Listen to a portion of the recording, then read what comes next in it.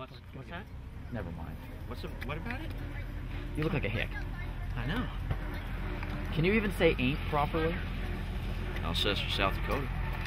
That's where I grew up. That's the plural. doesn't Y'all, make you a hick. all y'all.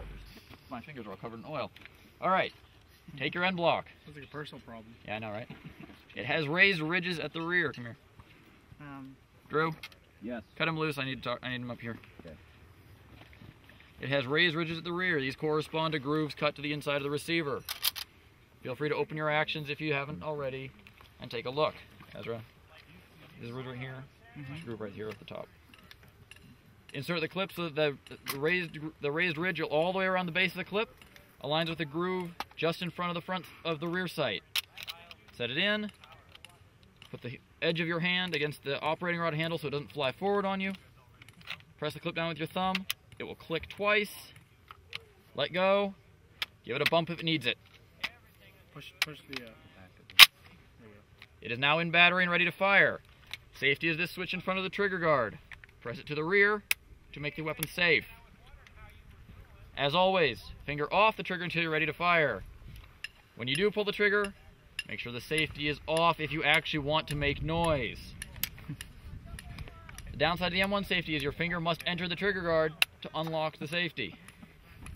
So if you're not paying attention, you can make a lot of noise when you don't intend to.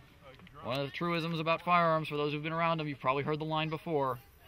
The loudest sound in the world is a click when you expect a bang and a bang when you expect a click. Or nothing at all. To unload, grab the operating rod handle. Pull it all the way to the rear. Hold it to the rear because it will not stay back on its own. A round should be ejected if there's one in the chamber. Take your other hand, reach over the receiver. There's a latch on the left side. Press it in. That will eject the clip and the remaining rounds, and it will lock the action open.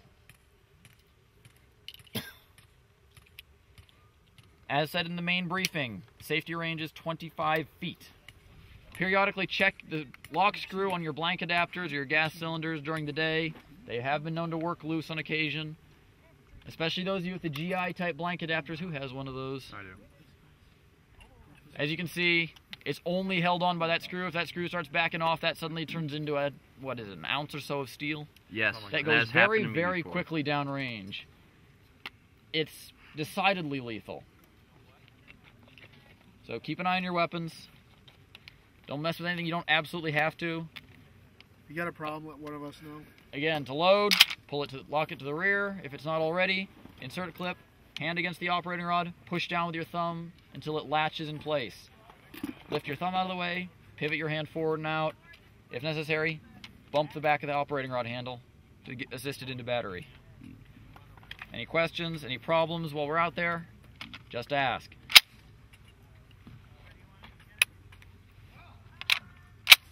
Is that it? Should be. Thank you, Sergeant.